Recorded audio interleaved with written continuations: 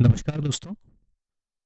Video course के classification वाले part में आपका हार्दिक स्वागत है। इस सेक्शन में हम उस तरीके के प्रश्न हल करेंगे जो क्लासिफिकेशन से संबंधित होंगे। इस सेक्शन में जो प्रश्न पूछे जाते हैं उसमें हमें मुख्यतः असंगत विकल्प को चुनना होता है दिए गए विकल्पों में से। मतलब जो तीन विकल्प होते हैं वो एक निश्चित रूल को, एक निश्चित लॉजिक को, निश्चित रीजनिंग को फॉलो करते हैं। एक उनमें से भिन्न होता है, वो हमारा उत्तर होता है।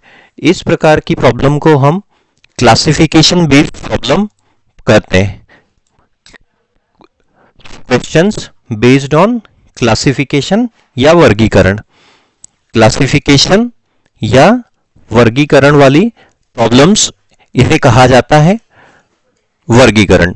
मतलब हम एक वर्ग बनाते हैं जिसमें तीन विकल्प उस वर्ग का हिस्सा होते हैं और चौथा जो विकल्प होता है, एक विकल्प जो होता है वो उस वर्ग का हिस्सा नहीं होता है, वही हमको छांटना होता है।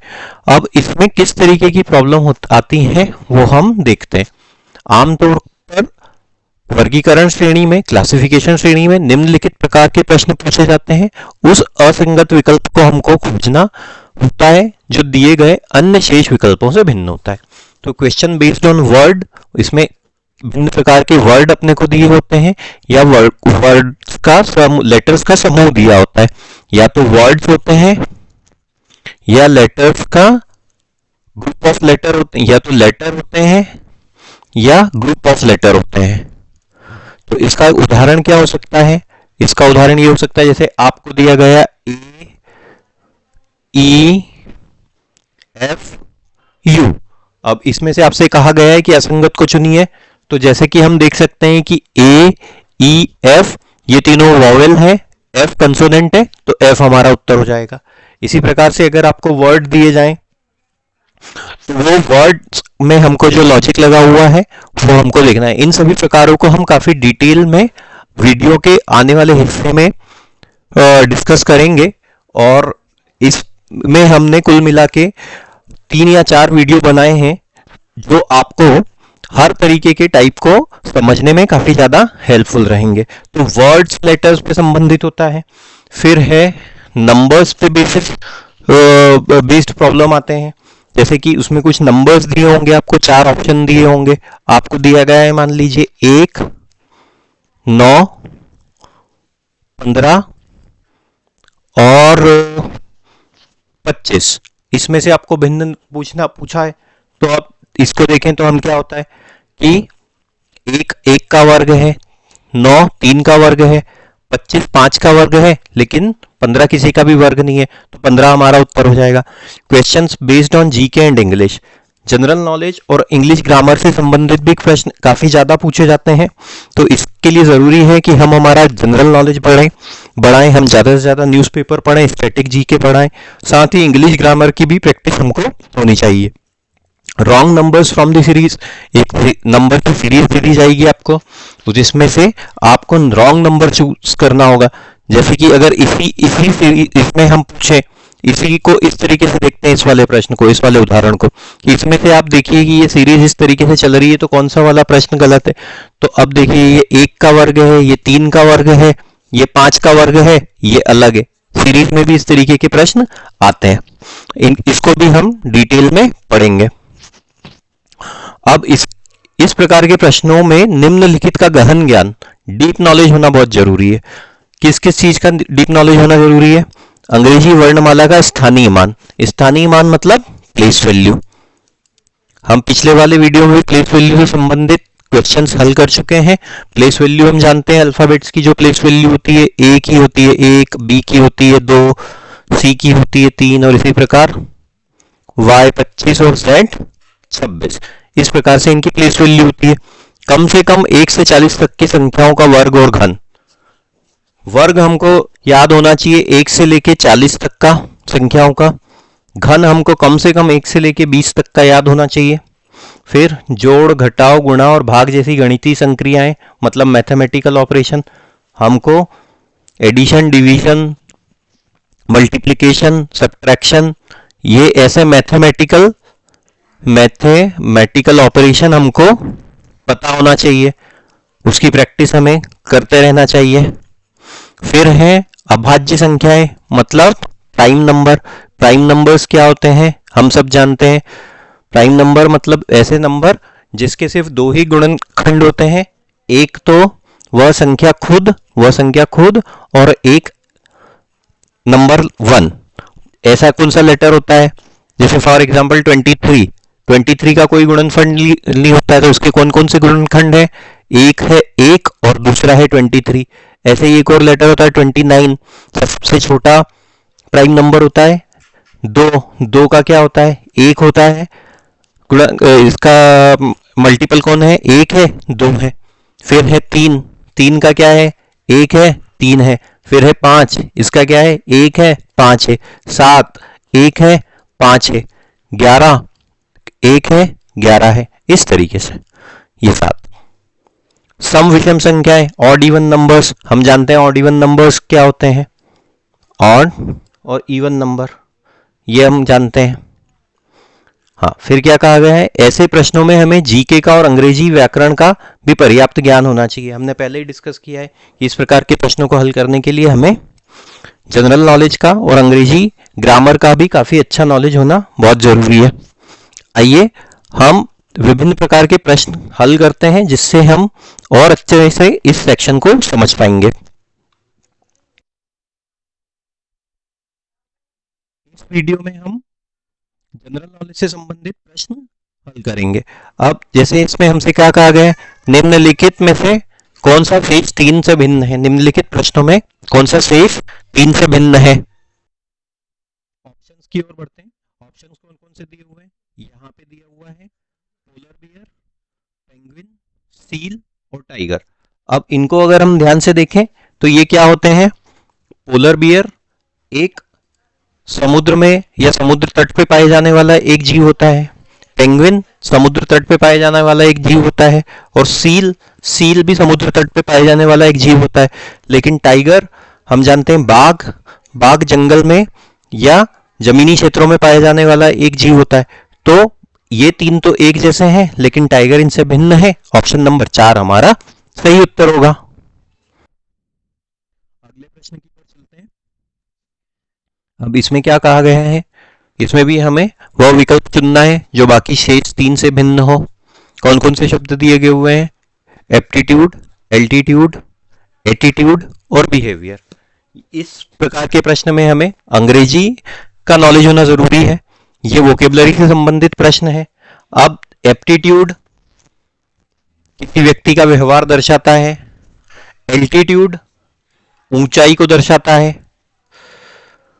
ऊंचाई। एटीट्यूड हम जानते हैं किसी व्यक्ति का व्यवहार होता है। और बिहेवियर भी किसी व्यक्ति के व्यवहार से संबंधित प्रश्न है। तो पहला, तीसरा और चौथा ये तीनों किसी व्यक्ति के व्यवहार से संबंधित प्रश्न है, लेकिन एल्टीट्यूड ऊंचाई से संबंधित ऑप्शन है। तो ऑप्शन नंबर 2 हमारा एल्टीट्यूड सही उत्तर होगा। पहले वाले प्रश्न में हमने देखा कि हमें जनरल नॉलेज की जरूरत थी। दूसरे वाले प्रश्न में हमने देखा अंग्रेजी ग्रामर की, अंग्रेजी वोकेबलरी की जरूरत है। आगे बढ़ते हैं। अब देखिए इसमें क्या कहा गया है। इसमें कौन कौन से चार ऑप्शन दिए हुए हैं हमको, टेनिस, क्रिकेट, वॉलीबॉल और फुटबॉल।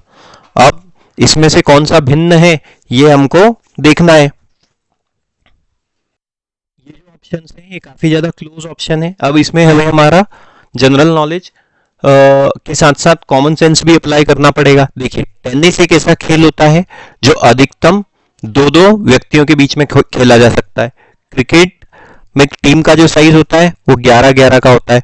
वॉलीबॉल में भी 10 से अधिक का टीम साइज होता है और फुटबॉल में भी 10 से अधिक का टीम साइज होता है। तो टेनिस एक ऐसा खेल है जो बाकी तीन से भिन्न है इस तरीके से कि इसमें खिलाड़ियों की संख्या अन्य के मुकाबले काफी ज्यादा कम होती है। अधिकतम इसमें 2 खिलाड़ी हो सकते हैं। तो इसमें ऑप्शन नंबर 1 हमारा सही उत्तर होगा।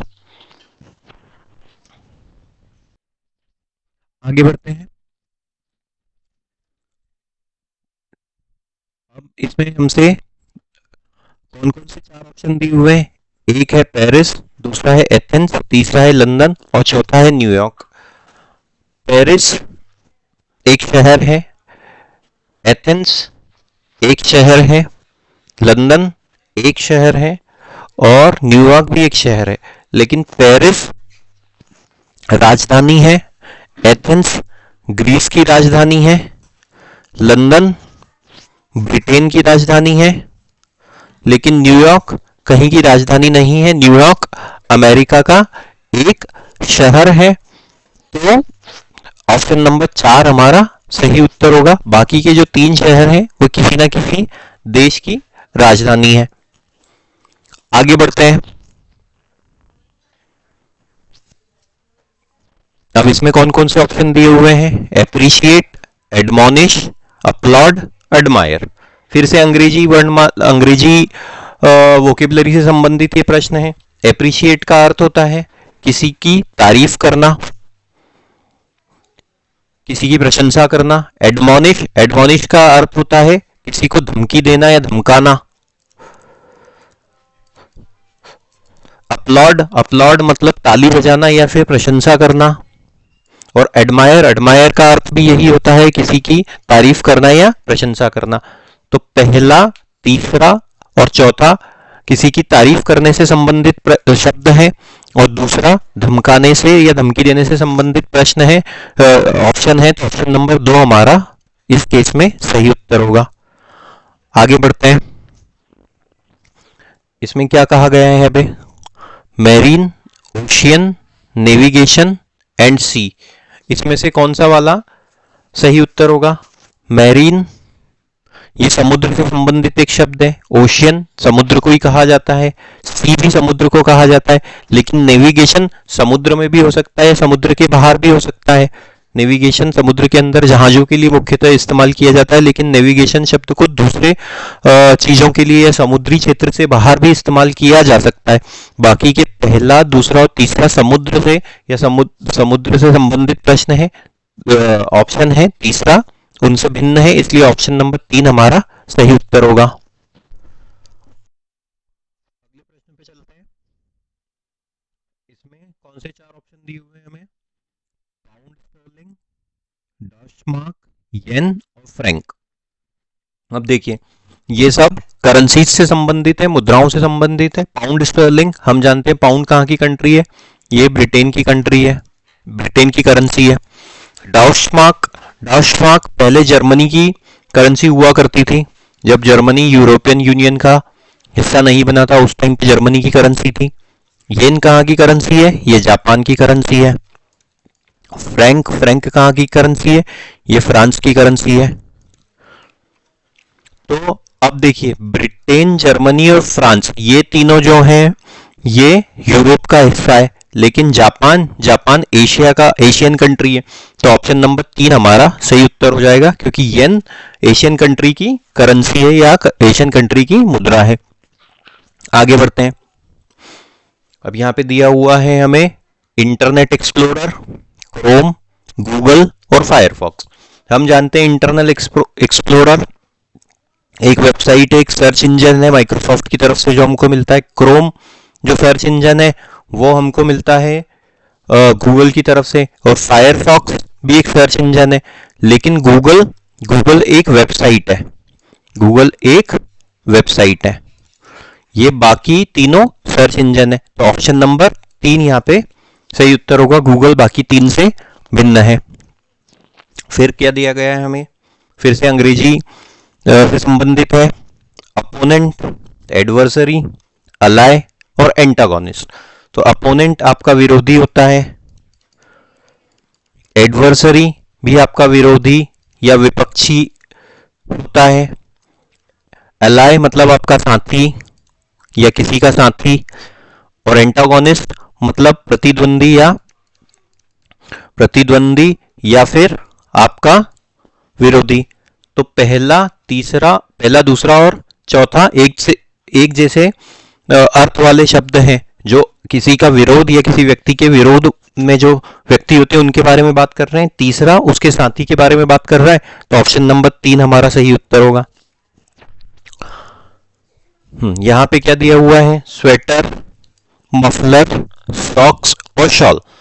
तो अब देखिए, स्वेटर ठंड के समय पहनी जाती है, मफलर ठंड के समय पहना जाता है, शॉल भी ठंड के समय पहनी जाती है, सॉक्स ठंड के अलावा अन्य मौसम में भी पहने जाते हैं जूतों के साथ। तो सॉक्स यहाँ पे हमारा सही उत्तर होगा। इसको ऐसे भी देख सकते हैं, स्वेटर शरीर के ऊपरी हिस्से में पहनी जाती है, मफलर भी शरीर के ऊपरी हिस्सों में कानों के आसपास लपेटा जाता है, और शॉल भी शरीर के ऊपरी हिस्से में पहनी जाती है, लेकिन सॉक्स पैरों में पहने जाते हैं। तो ये वाले लॉजिक के साथ भी ऑप्शन नंबर 3 ही अन्य से भिन्न है। आगे बढ़ते हैं। यहां पे क्या दिया हुआ है, हीट, मीट, मीट, बीट। देखने पे ही समझ में आ रहा है, इसमें भी HEAT, MEAT और यहाँ पे BEAT, लेकिन इसमें MEET, इसमें जो लेटर्स का पैटर्न है वो अलग है। तो ऑप्शन नंबर 3 हमारा सही उत्तर होगा। यहाँ पे दिया हुआ है मेंशन, लॉज, टेंट, इन। मेंशन मतलब रहने के लिए बड़ा घर, लॉज हम जानते हैं, लॉज भी एक होटल जैसा घर होता है, होटल या घर। फिर टेंट, टेंट हम जानते हैं एक टेम्पररी व्यवस्था होती है, टेंट हाउस या टेंट जो बनता है। और इन, इन भी होटल या घर, घर जैसा एक व्यवस्था होती है। तो मेंशन भी परमानेंट अरेंजमेंट है, लॉज भी परमानेंट अरेंजमेंट है, सीमेंट कंक्रीट का बना हुआ है, इन भी परमानेंट अरेंजमेंट है, लेकिन टेंट टेम्पररी है, जो एक जगह लग के उसको डिसमेंटल भी किया जा सकता है। तो टेंट हमारा सही ऑप्शन होगा। आगे बढ़ते हैं। क्या दिया है यहाँ पे, बिगर, फास्टर, ग्रेटर और टॉलर। बिगर मतलब बड़ा, फास्टर मतलब तेज, ग्रेटर मतलब बड़ा या महान, टॉलर, टॉलर मतलब लंबा या बड़ा। तो ये जो 3 ऑप्शन है, देखिए पहला, तीसरा और चौथा, ये बड़ी वस्तु के लिए या बड़ी चीज के लिए यूज हो रहा है, लेकिन ये जो दूसरा ऑप्शन है ये तेज स्थिति को दर्शा रहा है। तो ऑप्शन नंबर 2 बाकी अन्य से भिन्न है, इसलिए ये सही उत्तर होगा। हाँ, अब यहां पे क्या दिया गया है, arithmetic, mathematics, geometry, algebra. Arithmetic maths की एक ब्रांच है, ज्योमेट्री मैथ्स की एक ब्रांच है, और अलजेब्रा मैथ्स की एक ब्रांच है। तो 1, 3 और 4 मैथ्स के अलग अलग सब्जेक्ट हैं या मैथ्स की एक ब्रांच है। मैथमेटिक्स अपने आप में एक विषय है। तो ऑप्शन नंबर 2 हमारा सही उत्तर होगा। आगे बढ़ते हैं। यहां पे महीनों के नाम दिए हुए हैं, जनवरी, अप्रैल, जुलाई, मई। इसको कैसे सही उत्तर प्राप्त करेंगे, जनवरी में कितने दिन होते हैं, 31 होते हैं, अप्रैल में 30 दिन होते हैं, जुलाई में 31 दिन होते हैं और मई में भी 31 दिन होते हैं। तो अप्रैल यहाँ पे सही उत्तर होगा, क्योंकि बाकी सब अन्य महीनों में 30 दिन होते हैं।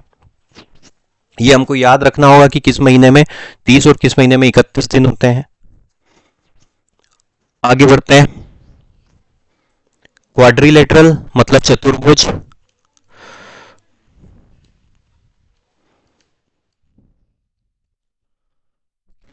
मतलब घन, स्क्वायर मतलब ये भी एक चतुर्भुज होता है, समांतर चतुर्भुज, और ट्रायंगल मतलब त्रिभुज।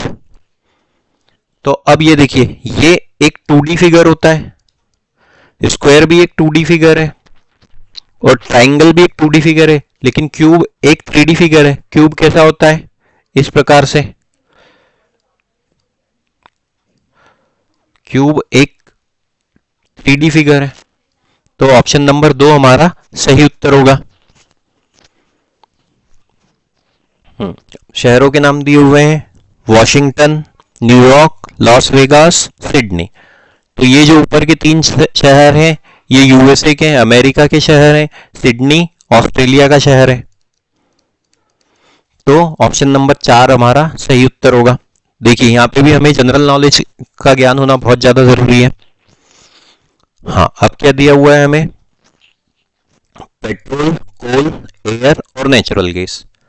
देखने पे समझ में आ रहा है कि पेट्रोल एक फॉसिल फ्यूल है, जीवाश्म ईंधन है। कोल भी हमें प्रकृति से मिलता है, तो पेट्रोल भी हमें प्रकृति से मिल रहा है, कोल भी हमें प्रकृति से मिल रहा है, नेचुरल गैस भी हमें प्रकृति से मिल रही है। लेकिन ये सभी तीनों धरती के नीचे से निकाले जा रहे हैं।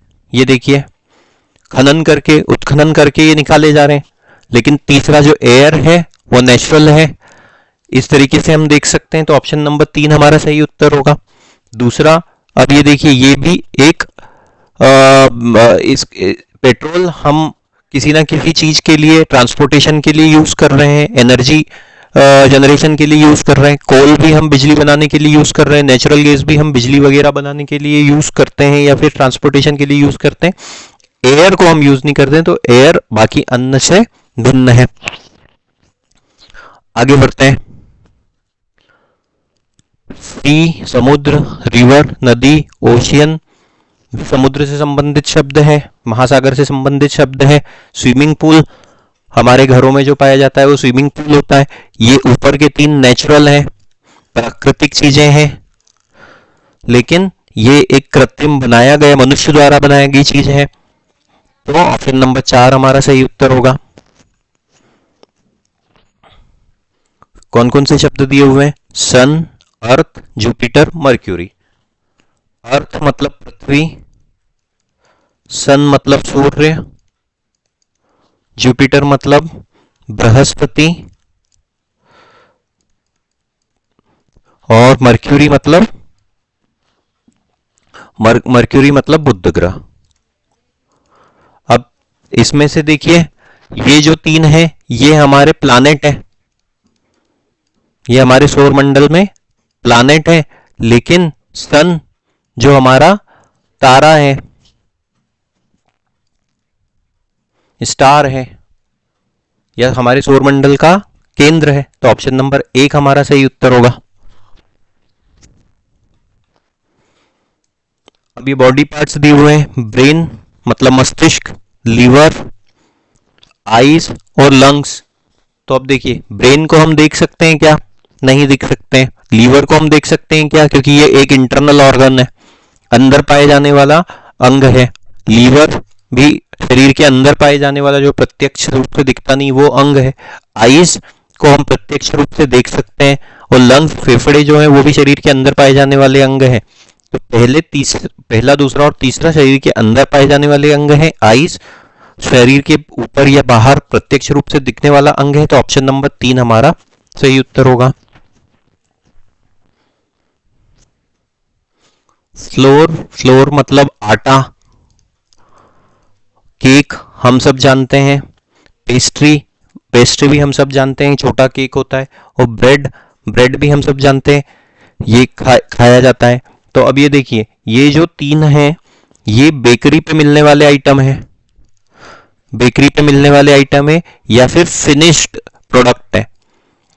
ये भी आटे का इस्तेमाल करके केक बनाया जाता है, पेस्ट्री बनाई जाती है, ब्रेड बनाया जाता है। लेकिन आटा बेकरी पे नहीं मिलता है और फिनिश्ड प्रोडक्ट नहीं है, क्योंकि आटे को आप सीधे नहीं खा सकते, या तो आप उसकी रोटियां बनाएंगे या फिर ये सब आइटम में से कुछ बनाएंगे। तो ऑप्शन नंबर 1 हमारा सही उत्तर होगा। आगे दिया गया है, नेपाल एक देश है, आयरलैंड एक देश है, इंडोनेशिया एक देश है और अफगानिस्तान एक देश है। तो नेपाल एशिया में है, आयरलैंड यूरोप में है, इंडोनेशिया एशिया में है और अफगानिस्तान भी एशिया में है। तो एकमात्र कंट्री आयरलैंड यूरोप में है, बाकी की जो 3 ऑप्शन में दी हुई कंट्री है वो सब एशिया में है। ऑप्शन नंबर 2 हमारा सही उत्तर होगा। आगे बढ़ते हैं। Bag, suitcase, purse, carpet. Bag बंद हो जाता है, सूटकेस भी बंद हो जाता है, पर्स भी बंद हो जाता है, लेकिन कारपेट बंद नहीं होता है। इसको लॉक नहीं किया जा सकता, इसको फोल्ड किया जा सकता है। तो ऑप्शन नंबर 4 हमारा सही उत्तर होगा। ये तीनों वस्तुएं रखने के काम में भी आते हैं, ये वस्तुएं रखने के काम में नहीं आता है।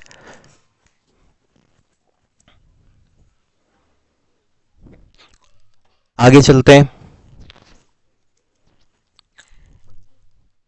Shirt, sandals, slippers, shoes. Shirt हम सब जानते हैं, शर्ट पहनने के काम में आती है, सैंडल्स पैरों में पहनी जाती है, स्लीपर्स भी पैरों में पहनी जाती है, जूते शूज भी पैरों में पहने जाते हैं, शर्ट शरीर के ऊपर पहनी जाती है। ये तीनों एक से हैं, जो पैरों में पहनी जाती है ये शरीर के ऊपरी हिस्से में पहना जाता है शर्ट। तो ऑप्शन नंबर 1 हमारा सही उत्तर होगा। तो इस वाले वीडियो में हमने जीके और इंग्लिश ग्रामर या इंग्लिश वोकेबलरी से संबंधित प्रश्न हल किए हैं। इस वीडियो के इस सेक्शन के अन्य वीडियोस में हम बाकी के प्रश्न हल करेंगे। मिलते हैं आपसे नेक्स्ट वीडियो में। Thank you.